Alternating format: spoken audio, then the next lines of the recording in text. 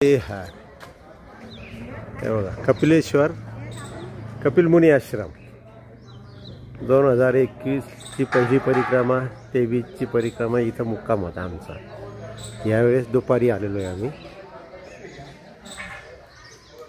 नर्मदा मैयाचं दर्शन घेऊन पुढे जाऊ आम्ही। इथंही आश्रम आहे, राहण्याची व्यवस्था।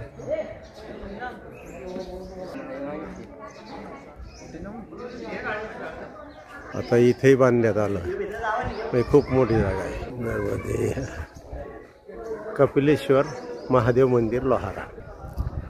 चला दर्शन घेऊन घेऊ आपण।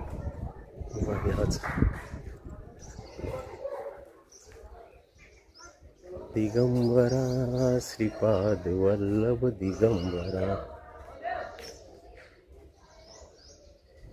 कपिलेश्वर महादेव मंदिर।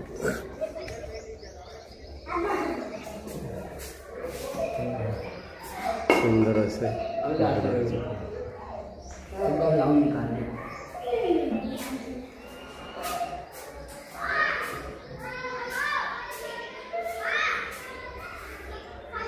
गणपती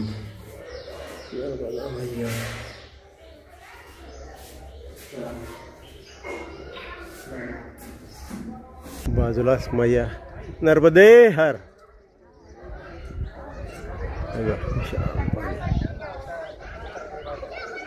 नर्मदे हर। हे बघा इकडेही घाट आहे आणि त्या बाजूने एक मोठा घाट आहे। श्रीराम मंदिर, श्रीराम मंदिर।